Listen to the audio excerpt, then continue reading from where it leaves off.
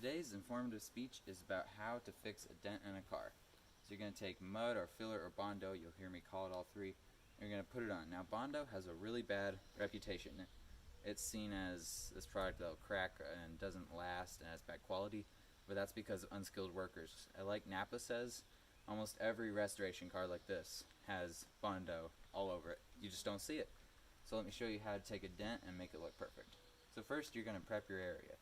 You want bare metal like this. You want something for the mud to bite into, which sounds like a weird adjective for mud, but if it is on paint, it will not bite into that and it will fall off.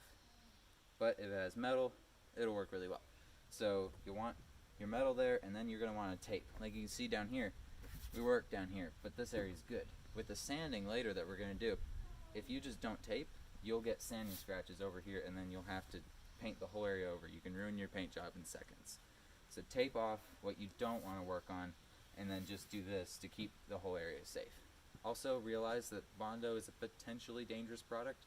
Don't get it in your eyes, don't keep it on your skin too long, and like U-Pol says, be aware that it can cause an allergic reaction. So just be aware of that and use your common sense.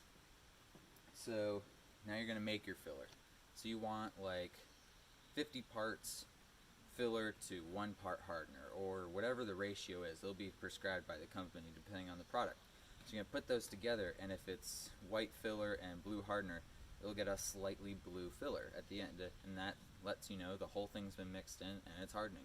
So now you're going to want to work fast. You're going to take a large spreader or a little putty knife, just depends on your situation, and you're going to put it on basically as fast as you can. And when you're satisfied, stop. And if you're not satisfied, but the mud is looking feeling kind of tacky, and it's like not workable anymore, like my dad says, that window of time where it's smoothly workable is over, don't do anything else. Just leave it how it is and wait till the next coat. So then you're going to want to come back like 20 minutes later, and you're going to sand it down. So if this is my dent right here, and there's hardly anything over here, but we have a long block, which we do for this hatch. This one is like maybe a 6-inch block, and this is like a 15-inch block.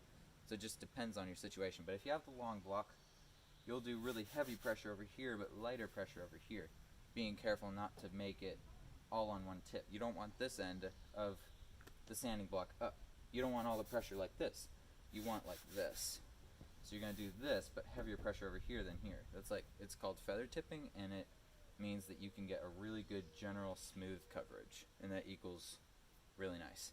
So once you're done with your sanding like that, you're going to literally just rinse and repeat. You want to do several coats. We did 4 coats on one little dent right here, and it looks really nice. If you do one big coat, you'll ruin it. That's where Bondo gets its bad reputation from, because people will just put one big dollop of mud on it and call it good, and it's not. So do multiple thin coats and you'll get a quality job. Like my awesome dad says, who's been doing mud for a while, don't ever think it is one and done. To do a quality job, you'll always need to do multiple thin coats. One thick coat will result in extra sanding, bad quality, and tons of stress. So just do multiple thin coats and you'll get a good product. Once you're done with all of your sanding and everything, you'll want to take a successively higher grit of sandpaper and take away these little 80 grit sand scratches, because 80 grit is a really rough grit. You know, like if you scratch it on your hand like this, it can scratch your hand up pretty good. Like 600 grit in comparison is a fairly smooth grit.